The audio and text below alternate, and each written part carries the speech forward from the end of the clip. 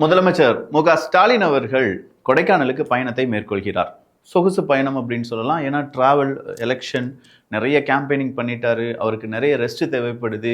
So cash in hand அப்படிங்கிறது 10,000 ரூபாய் தான் வச்சிருந்ததா சொல்லப்பட்டு வருகிறது. பட் அவர் விலை கூடின ஒரு ஹோட்டலில் 28,000 ரூபாய் டெய்லி 4 நாள் அப்படின்னா அதுவே 1,00,000 ரூபாய் ஆயிடுச்சுன்னு வச்சுக்கோங்களேன். அப்போ அதை தாண்டி அவர் சைக்கிள் ஓட்டுறாரு. சைக்கிள் ஓட்டுறதுக்கு பின்னாடி ஒரு 10-20 பேர் அவருக்கு பந்தோபஸ்தா அவரை வண்டியில் ஏற்றி விட்டு இதுதான் பிரேக் அப்படின்னு சொல்லி காண்பிக்கக்கூடிய ஒரு வீடியோ இன்னைக்கு ரொம்ப பெரிய அளவில் வைரல். ஸோ முதலமைச்சர் மு.க. ஸ்டாலின் சைக்கிள் ஓட்டுறது பெரிய விஷயம் கிடையாது. ஆனால் அவர் பின்னாடி தேவையில்லாமல் நிறைய வண்டிகள் வந்து நிற்கிது, நிறைய பேர் பவுன்சர்ஸாக நிற்கிறாங்க, நிறைய பேர் பாதுகாப்பாளராக நிற்கிறாங்க, இந்த செலவுகள்லாம் தேவையா அப்படின்னு சொல்லி ஏகப்பட்ட பேர் கேள்விகளை கேட்டுட்டு வராங்க.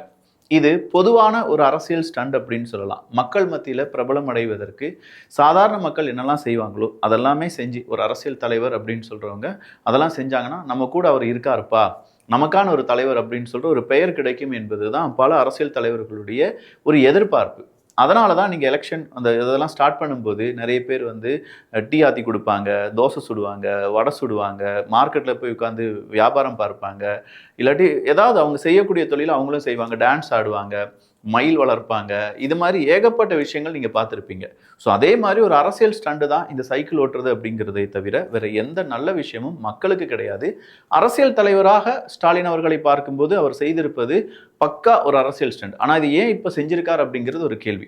நெக்ஸ்ட் திராவிடம் 2.0 தான், திராவிட மாடல் தான் வரப்போகுது, யாரும் கவலைப்படாதீங்க, இதே மாதிரி நான் தமிழ்நாட்டை அடுத்த கட்டத்துக்கு ஓட்டிட்டு கொண்டு போயிடுவேன் அப்படின்னு சொல்றாரா, இல்லை இளைஞர்கள் எல்லோரும் கண்டிப்பாக சைக்கிள் ஓட்டுங்க அப்படின்னு சொல்றாரா, என்னுடைய உடலை பாருங்கள் நான் இப்போதும் துடிதுடிப்புடன் இருக்கிறேன் அப்படின்னு சொல்லி நம்மகிட்ட காண்பிக்கிறாரா என்பதை நீங்களே டீகோட் பண்ணிக்கோங்க. அதை தவிர திருச்செந்தூருக்கு விஜய் அவர்கள் போயிட்டாரு. இப்போ திருச்செந்தூருக்கு விஜய் அவர்கள் போனதுனால அவரை சங்கின்னு சொல்ல ஆரம்பிச்சிட்டாங்க இங்க இருக்கக்கூடிய கொத்தூஸ். இது ஆழமான அரசியல் சதுரங்கம்.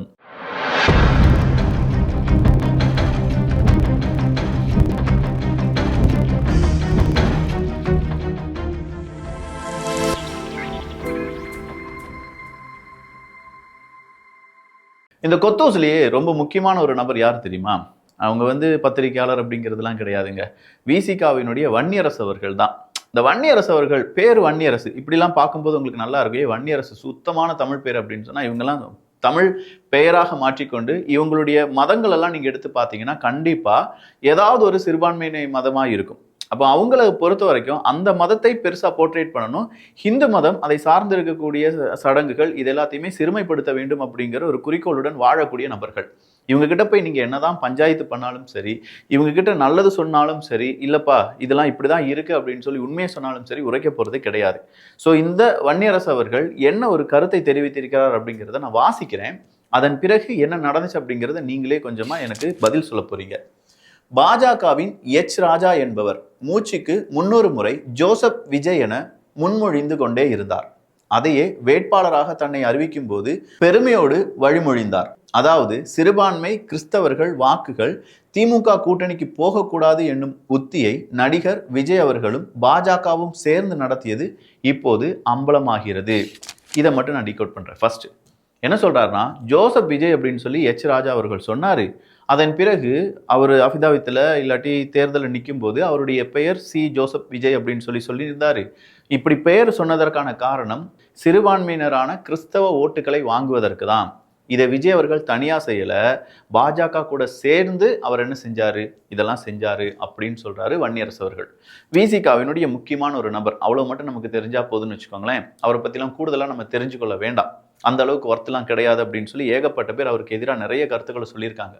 அப்போ இந்த வன்னியரசு அவர்கள் சொல்வது என்ன அப்படின்னு பார்த்தீங்கன்னா, நீ ஜோசப் விஜய் அப்படின்னு சொல்லி உன்னை அடையாளப்படுத்தினதே கிறிஸ்தவர்களுடைய ஓட்டை வாங்குவதற்கு தான். வன்னியரசு அவர்களே, அவருடைய பெயர் ஜோசப் விஜய். உங்களே மாதிரியோ அண்ணன் திருமாவளவன் அவர்கள் மாதிரியோ பெயரை மாற்றவில்லை என்பது குறிப்பிடத்தக்கது. இப்போ உங்களுக்கு ஒரு ஷாக்கிங்கான இன்ஃபர்மேஷனாக இருக்கும். அப்போ உண்மையிலேயே திருமாவளவன் அவர்கள் பேர் திருமாவளவன் அவர்கள் இல்லையா அப்படின்னு கேட்டால் இல்லை. அப்போ வன்னியரசு அவர்கள் அப்படிங்கிற பெயர் உண்மையிலேயே வன்னியரசு கிடையாதான்னு கேட்டால் கிடையாது. அவங்களுக்குலாம் வேற பெயர் இருக்கு. இவங்க அரசியலுக்கு வந்த பிறகு இல்லாட்டி அரசியலுக்கு வரப்போறோம் அப்படின்னு தெரிஞ்ச பிறகு இவங்க என்ன செய்யறாங்கன்னா, அவங்களுடைய தாய் தந்தையினுடைய பெயர் எல்லாமே மாற்றி, திருமாவளவன் அவர்களுடைய தந்தையினார் பெயரும் மாற்றப்பட்டிருக்கும், வன்னியரசு அவர்களுடைய பெயர் பார்த்தீங்கன்னா அது வேற. இது எல்லாமே மாற்றி மறுவுடன் நம்ம முன்னாடி வந்து நிற்கிறாங்க, நான் பொதுவானவன், நான் வந்து அந்த பக்கமும் போக மாட்டேன், இந்த பக்கமும் போக மாட்டேன், நான் பொதுவானவன் அப்படின்னு சொல்வதற்காக பொதுவான ஒரு பெயர். எங்க வன்னியரசுன்னு சொன்னா எந்த ஜாதி எந்த மதம் அப்படின்னு உங்களால சொல்ல முடியுமா? ஸ்டாலின் அப்படின்னு சொன்னா எந்த சாதி எந்த மதம் அப்படின்னு சொல்ல முடியுமா? அப்ப பொதுவான ஒரு பெயருடன் அவங்க என்ன செய்யறாங்க? முன்னிலையில் வந்து நிக்கிறாங்க. ஆனா இவங்களை பொறுத்த வரைக்கும் இவங்க பொதுவானவர்களா அப்படின்னு கேட்டா கிடையாது. இப்போ நான் சொன்ன மாதிரி இவங்களுக்கு உள்ளூர் அஜெண்டா இருக்கு. உள்ளூர இருக்கக்கூடிய அஜெண்டாவை மறைத்து விட்டு வெளியூர நான் நல்லவன், நான் எல்லாருக்கும் பொதுவானவன் அப்படின்னு சொல்லிட்டு நிப்பாங்க. ஆனா உண்மையிலேயே அவங்க என்ன செய்வாங்கன்னா அவங்களுடைய நம்பிக்கைக்காக மிகப்பெரிய அளவுல போராடுவாங்க. இப்போ கருணாஸ் எடுத்துக்கோங்களேன். கருணாஸ் அப்படின்னு சொன்ன உடனே நமக்கு என்ன ஞாபகத்துக்கு வருது? என்னையா இவரு நல்லா இருக்காரு, அவருடைய அரசியல் கட்சியெல்லாம் பார்க்கும்போது ஹிந்துக்களுடைய அந்த அரசியல் கட்சி மாதிரியே இருக்குமே அப்படின்னு சொல்லி தோணும். ஆனா அவர் பக்கா கிறிஸ்தவர் அப்படிங்கிறது வேறொரு விஷயம். அப்ப இந்த மாதிரி ஒவ்வொரு மதத்தையும் தாண்டி அவங்களுக்குள்ள ஒரு அஜெண்டா இருக்கும். அந்த அஜெண்டாவை மக்கள் உணர்ந்து விடக்கூடாது அப்படிங்கிறதுக்காக இவங்க பொதுவான ஒரு நபரா தன்னை ப்ரொஜெக்ட் பண்ணிக்கிடுவாங்க. ஆனா விஜய் அவர்கள் நான் இந்த இடத்துல இருந்து தான் வந்தேன், என்னுடைய பேர் சி ஜோசப் விஜய் தான் அப்படின்னு சொல்லி இருந்தார். இதுல எந்த தவறும் கிடையாது. உங்களே மாதிரி ஓடி ஒளியல, உங்களே மாதிரி பெயர் மாற்றம் செய்யவில்லை.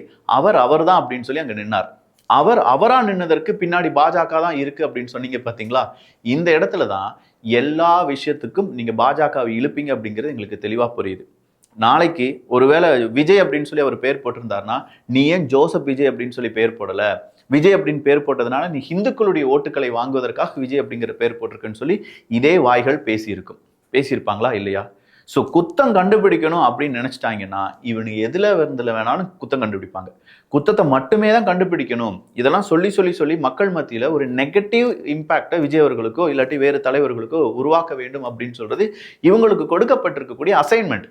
இந்த அசைன்மெண்ட்டை தான் இவங்கெல்லாம் செய்வாங்களே தவிர, நம்ம சொன்ன மாதிரி தலித்துக்கு ஏதாவது ஒரு பிரச்சனை இல்லை உண்மையிலேயே பட்டியலின சமுதாயத்தினர் மிகப்பெரிய அளவில் அல்லோல்பட்டு இருக்காங்க, அவங்களுக்கு உதவிகள் வேணும் அப்படின்னு சொல்லும்போதெல்லாம் இவங்க முன்னாடியே நிற்க மாட்டாங்க. அதுவும் திமுகவை எதிர்த்து இவங்க குரல் கொடுக்க வேண்டும் என்றால் இவங்களுடைய குரல் அப்போது வெறும் மௌனமாக மாறிவிடும் என்பதும் குறிப்பிடத்தக்கது. சோ இப்படி ஏமாத்துறதுக்கு தான் விஜய் அவர்கள் வந்திருக்கார் அப்படின்னு சொல்லி உண்மையா இருக்கக்கூடிய ஒரு நபரை ஏமாற்று பேர்வழி அப்படின்னு சொல்லி காண்பித்திருக்கிறார். இது மட்டும் தானா? அடுத்ததை பாருங்க. நடிகர் விஜய் அவர்களை நம்பி ஏமாந்துள்ளனர். கிறிஸ்தவ மக்கள் எல்லாம் நம்பி ஏமாந்துட்டாங்களாம். இப்போது திருச்செந்தூர் முருகன் கோவிலுக்கு அதிகாலை சென்று முருகப்பெருமானை வழிபட்டுள்ளார் நடிகர் ஜோசப் விஜய். இவர் என்ன சொல்றாரு? நடிகர் ஜோசப் விஜய் அழுத்தம் திருத்தமா திருச்செந்தூர் போயிருக்கார் அப்படின்னு சொன்ன மனுஷன் கீழே அவருடைய பெயர் எப்படி அழுத்தம் திருத்தமா சொல்லியிருக்காரு? ஜோசப் விஜய் அப்படின்னு சொல்லி. வன்மம் வேற ஒன்றும் கிடையாது. தேர்தலுக்கு முன்பு முருகன் கோவிலில் மண்டிட்டு இருந்தால் நம்பி இருந்த சில கிறிஸ்தவர்களும் வாக்களித்திருக்க மாட்டார்கள். மாட்டிக்கிட்ட வன்னியரசன்னா மாட்டிக்கிட்டீங்க. தேர்தலுக்கு முன்பு அவர் என்ன கிறிஸ்தவ தேவாலயத்துக்கு மட்டும்தான் போனார், மண்டிட்டு பிரார்த்தனை பண்ணார் அப்படின்னு சொல்லி நீங்க நினைச்சீங்கன்னா தப்பு. ஒருவேளை உங்களுடைய அந்த தவறை மட்டுமே பார்க்கக்கூடிய கண்ணாடியை போட்டிருக்கீங்க பார்த்தீங்களா? அந்த கண்ணாடியை கலட்டி வச்சுட்டு அந்த மனுஷன் கோயிலுக்கு போனாரு, கோயிலுக்கு போய் சாஷ்டாங்கமா விழுந்து கும்பிட்டார் அப்படிங்கிறதும் நடுவில் திருமாவளவன் அவர்கள் மாதிரி விபூதி வச்ச உடனே கர்ச்சிப்படுத்த அழிக்கிற ஒரு கேட்டகரி கிடையாது அந்த மனுஷன். அவர் உண்மையிலேயே திருநீர் வச்சாரு. அந்த திருநீருடன் தான் வீட்டுக்கு போனாரு. அதன் பிறகும் எல்லாருக்கும் வாழ்த்துக்கள் தெரிவிப்பதற்காக வீட்டுக்கு மேலே வந்தாரு. அந்த நேரத்திலையும் அவருடைய நெற்றியில் திருநீர் இருந்தது. கிறிஸ்தவ மக்கள், உண்மையான கிறிஸ்தவத்தை நேசிக்கக்கூடிய மக்கள் இதை வெறுக்க மாட்டாங்க. ஏய், நம்ம ஆளு எல்லா மதத்தையும் நல்லா பார்க்குறாயா, நம்ம ஆளு நம்ம இறை என்ன சொல்லி கொடுத்தாரோ, நம்ம ஜீசஸ் என்ன சொல்லி கொடுத்தாரோ, எல்லோரையும் நேசி அப்படின்னு சொல்லி கொடுத்தாரோ, எல்லோருக்குமாக வாழ் அப்படின்னு சொல்லி கொடுத்தாரோ, அதை ஜோசப் விஜய் ஃபாலோ பண்றாரு. இதில் என்ன தவறு இருக்கு? இன்னைக்கு கிறிஸ்தவம் அப்படிங்கிறது ஒழிக, ஹிந்து வாழ்க அப்படின்னு சொன்னார் எங்கேயாவது ஜோசப் விஜய் அவர்கள்? இப்படி சொல்றவனுங்களை தான் நம்ம என்ன செய்யணும்? எதிர்க்கணுமே தவிர எல்லா மதமும் ஒன்றுதான், எனக்கும் மதம் இருக்கிறது, ஆனா பிறருக்கு இருக்கக்கூடிய மதத்தையும் மதித்து வாழ என்னுடைய மதம் எனக்கு சொல்லி கொடுத்திருக்கிறது, அதுதான் உண்மையான மதமும் மார்க்கமும் அப்படின்னு சொல்லி வாழக்கூடிய மனிதர்கள் தான் இங்கே மிகப்பெரிய அளவுல அமைதியுடன் வாழக்கூடிய இந்தியாவையும் தமிழ்நாட்டையும் உருவாக்கக்கூடிய நபர்கள். இப்படி இந்த கிண்டி விடுறவனு இருக்கானு பாருங்க. எப்படி கிண்டி விடுறாரு? நேரடியா ஜோசப் விஜய் அவர் கிறிஸ்தவ தேவாலயத்துக்கு போனாரு, ஓட்டை வாங்கிட்டாரு. இப்போ திருச்செந்தூர் முருகன் கோவிலுக்கு போயிருக்காரு. இதை முன்னாடியே செஞ்சிருந்தா ஓட்டுகள், கிறிஸ்தவர்களோட ஓட்டுகள் விழுந்திருக்காது. சரி, இன்னைக்கு திருச்செந்தூர் வந்ததுனால வன்னியரசு அவர்களுக்கு என்ன கெட்டு போச்சு அப்படின்னு சொல்லி அடுத்ததா சொல்றார். தேர்தலுக்கு முன்பு முருகன் கோவிலில் மண்டிட்டு இருந்தால் நம்பியிருந்த சில கிறிஸ்தவர்களும் வாக்களித்திருக்க மாட்டார்கள். இப்போது எந்த கிறிஸ்தவனுக்கும் அஞ்ச வேண்டியதில்லை என்பதால் முருகனிடம் மண்டியிட்டுள்ளார் ஜோசப் விஜய். எனக்கு புரியல மிஸ்டர் வன்னியரசு, என்ன சொல்றீங்க? இப்ப எந்த கிறிஸ்தவனுக்கும் அப்படின்னு தான் சொல்லியிருக்கார், எந்த கிறிஸ்தவர்களுக்கும் அப்படின்னு சொல்லி நம்பிக்கை கொடுக்கல. அதனாலதான் இவ்வளவு நேரம் வன்னியரசு அவர்கள் அப்படின்னு சொன்னா புரியல, வன்னியரசு அப்படின்னு சொல்லியே நான் உங்ககிட்ட சொல்றேன். வன்னியரசு நீங்க சொல்றது எனக்கு புரியல. எந்த கிறிஸ்தவனுக்கும் அஞ்ச மாட்டோம், அஞ்ச வேண்டாம், அதனால நான் திருச்செந்தூருக்கு போயிட்டு இருக்கேன். என்ன லாஜிக் இது? எங்கேயோ இடிக்குதே. அப்போ நீங்க என்ன செய்றீங்க? கிறிஸ்தவர்களை ஜோசப் விஜய் அவர்களுக்கு எதிராக திருப்பி விட்டுட்டு இருக்கீங்க. அதே நேரத்துல ஹிந்துக்களுடைய ஹீரோவா ஜோசப் விஜயை ப்ரொஜெக்ட் பண்றதுக்கு ட்ரை பண்ணிட்டு இருக்கீங்க.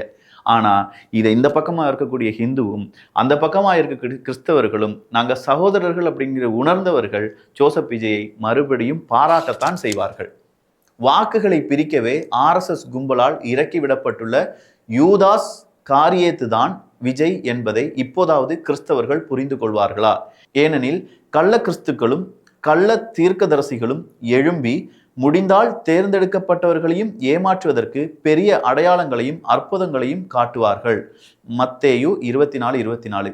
கள்ள கிறிஸ்தவர் தான் விஜய் என்பதை தாண்டி சங் பரிவாரத்தின் கள்ள குழந்தைதான் என்பதையும் இனி நாடறியும். இதுக்கு மேல இந்த மனுஷனுக்கு நான் மரியாதை கொடுத்து பேசினேன் அப்படின்னா நீங்களே நீ ரொம்ப பெரிய அளவில் கெட்ட வார்த்தை பேசுவீங்க. அப்போ இவனுங்களே மாதிரியான ஆட்கள் என்ன சொல்றாங்கன்னா, நீ எல்லா மதத்தையும் மதித்தாய் என்றால் நீ கள்ள கிறிஸ்தவன் அப்படிங்கிறான். அதாவது உன் மதத்தையும் நான் மதித்து என்னுடைய மதங்களையும் மதித்து உன்னுடைய இத்தனைக்கும் விஜய் அவர்கள் திருச்செந்தூருக்கு போய் அவர் நேரடியாக நான் ஹிந்துன்னு சொல்லிட்டு போகலை. வேற்று மதத்தினவர் ஒரு கோயிலுக்குள்ள போறதுக்கு முன்னாடி அங்க ஒரு ஃபார்ம் இருக்கு. அந்த ஃபார்ம் ஃபில் பண்ணிட்டு தான் எல்லா பஞ்சாயத்தையும் முடிச்சுட்டு தான் அந்த மனுஷன் திருச்செந்தூர் கோயிலுக்கே போறார். இது கூட நான் தப்புன்னு சொல்லுவேன். எந்த மதத்தை சார்ந்தவரும் எந்த கோவிலில் வேணாலும், எந்த சர்ச்சில் வேணாலும், எந்த மசூதியில் வேணாலும் அவங்களுக்கான பிரார்த்தனை செய்வதற்கான அந்த தைரியத்தை கொடுப்பது தான் ஒவ்வொரு இறையாண்மை. அந்த கடவுள் சொல்லி கொடுத்தே அதுதான். கடவுள் அப்படிங்கிற நம்பிக்கை உருவானதே அதுல இருந்து தான். ஆனா இவனுங்களே மாதிரியான ஆட்கள் என்ன செய்யறானுன்னா, நீ கள்ள கிறிஸ்தவன் தான், நீ எப்படி சர்ச்சுக்கும் போயிட்டு கோயிலுக்கும் ஏன் போன, அப்ப நீ கள்ள கிறிஸ்தவன் தான். அப்போ சர்ச்சுக்கும் போயிட்டு கோயிலுக்கும் போறவன் கள்ள கிறிஸ்தவன் அப்படின்னா, டேய் இங்க நான் என்ன கேட்கிறேன், ஹிந்துவா இருக்கும்போது உனக்கு பெரிய அளவுல எல்லா விதமான பிரச்சனைகளும் வந்துவிட்டது அப்படின்னு சொல்லி உன்னால சில கும்பல் மதமாற்றம் செய்கிறார்கள். பாவப்பட்ட மனிதர்களை ஏழ்மையை காரணம் காண்பித்து, அவங்களுடைய இயலாமையை காரணம் காண்பித்து, பணத்தின் ஆசையை காண்பித்து ஏகப்பட்ட பேரை மதமாற்றம் செய்கிறீல்ல. இந்த மதமாற்றம் செய்யக்கூடிய நபர்கள் அப்படின்னா அவங்கெல்லாம் கள்ள கிறிஸ்தவர்களா, அவங்கெல்லாம் கள்ள ஹிந்துக்களா, இல்லை இந்த மதமாற்றம் செய்வதற்கு காரணமாக இருக்கக்கூடிய உங்களே மாதிரியான அரசியல்வாதிகள் எல்லாம் கள்ள குழந்தைன்னு சொல்லியிருக்க, நான் வேற ஏதாவது கேட்டுருவேன். ஸோ இங்க ஒரு பெரிய ஒரு வன்மத்துடன் நிறைய பேர் சுத்திட்டு இருக்காங்க. எப்ப பாரு விஜய் விஜய்ன்னு சொல்லி டாபிக்கை பேசிட்டு இருக்கே விக்கினா, ஒருத்தர் வந்திருக்காரு, அவர் எப்படி எந்தெந்த முனைகள் இருந்து எல்லாரும் அட்டாக் பண்றாங்க, எப்படி வெறுக்க வைக்கிறாங்க. குழந்தைகளை வைத்து விஜய் அவர்கள் ஷோ காண்பித்து விட்டார், குழந்தைகளின் மனசை கெடுத்து விட்டார் இப்படின்னு சொல்லி ஒரு குரூப். பெண்களுக்கு எதிராக பெண்களை ரொம்ப பெரிய அளவுல எல்லாரையும் பேச வச்சுட்டாரு. 18 வயசுக்கு கீழே இருக்கக்கூடிய பெண்கள் எல்லாம் விஜய் விஜய்ன்னு சொல்லி கத்துறாங்க, அவங்க எல்லாம் வேறு மாதிரி குடும்பத்தை சார்ந்தவங்க அப்படின்னு சொல்லி ஒரு குரூப். இவர் சரியில்லை, இவர் RSS கைக்கூலி அப்படின்னு சொல்றதுக்கு ஒரு குரூப், இவர் ADMK கைக்கூலின்னு சொல்றதுக்கு ஒரு குரூப். இங்க ஒருத்தவங்க புதுசா வந்தாலே நீங்க எல்லாம் இப்படிதான் செய்வீங்கன்னா அவங்களுக்கு ஆதரவா தாண்டா நிப்போம். நீ இன்னைக்கு விஜய் அவர்கள் நாளைக்கு யார் வேணாலும் வந்துட்டு போட்டோம். அரசியல் உங்க அப்பா வீட்டு சொத்து மட்டும் கிடையாது, இது எல்லாருக்குமான சொத்து, சமமான சொத்து. அந்த சொத்துக்களை இளைஞர்கள் இப்போது கவனிக்க தொடங்கி விட்டதுனால மத பிரச்சனையை உருவாக்குவதற்கு வன்னியரசு மாதிரியான நபர்கள் முயல்கிறார்கள். அப்போ இதை டீகோட் பண்ணும்போது நமக்கு என்ன தெரியுதுன்னா, கிறிஸ்தவர்கள் உங்களை ஏமாத்திட்டார் ஜோசப் விஜய் திருச்செந்தூருக்கு போனதுனால, அதனால அவர் கள்ள கிறிஸ்தவன், இனியாவது புரிஞ்சுக்கோங்க அப்படின்னு சொல்லி கிறிஸ்தவர்கள் மத்தியில் விஜய்க்கு எதிரான பிரச்சாரமாகத்தான் இதை பார்க்க வேண்டும். ஆனா இந்த நேரத்துல அஸ் எ ஹிந்துவா நான் விஜய் அவர்களுக்கு சல்யூட்டும் கொடுக்கிறேன். உண்மையான இறையன்பும் மக்கள் மீதான பாசமும் அதே நேரத்துல மதமற்ற மனிதராக இருக்கிறார் அப்படிங்கிறது எனக்கு உள்ளூர தோன்றுகிறது. ஒவ்வொரு கிறிஸ்தவருக்கும் நம்பிக்கை இருக்கக்கூடிய, உண்மையிலேயே பைபிளை வாசிச்சிருக்காங்க, உண்மையிலேயே இயேசுநாதரை பத்தி இவருக்கு தெரிஞ்சிருக்கு, உண்மையிலேயே ஒரே ஒரு கடவுள் தான் அப்படின்னு சொல்ற நம்பிக்கையில் இருக்கக்கூடிய எந்த கிறிஸ்தவர்களும் இதை தவறு என்று சொல்வதற்கான வாய்ப்பே கிடையாது. நீங்க என்ன சொல்றீங்க? நீங்க சொல்றதா இங்க தீர்ப்பு, மக்களாகிய நாம் சொல்றதுதான் தீர்ப்பு. இந்த மாதிரியான அரசியல்வாதிகள் இப்படி பேசி பேசியே நம்ம மனசுல மதத்தையும் மதத்தை சார்ந்து இருக்கக்கூடிய விஷயங்களையும் சொல்லி குழப்பி ஒரு தலைவனை பெருசா ப்ரொஜெக்டே பண்ணி வெளியிலேயே வரவிடாம ஆக்குறது அப்படிங்கிறத இவனுங்கெல்லாம் செய்யும் போது அதுக்கு எதிராக நம்ம திரும்பணுமா வேண்டாமா? மிஸ்டர் வன்னியரசு அவர்களுடைய இந்த ட்வீட்டுக்கான லிங்கை வாட்ஸ்அப்ல ஷேர் பண்றேன்.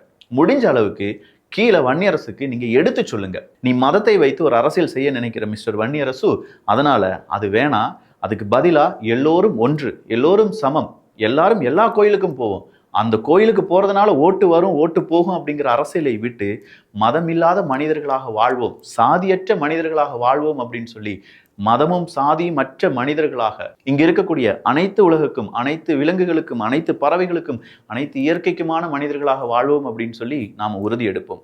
ஸோ அரசியல்வாதிகள்ல இந்த மாதிரியான விஷ அரசியல்வாதிகள் வெரி டேஞ்சரஸ். பி கேர்ஃபுல் மக்களே. புரிஞ்சிருச்சுல? நல்லதை பகிர்ந்து நல்ல சமுதாயத்தை உருவாக்குவோம். நன்றி, வணக்கம்.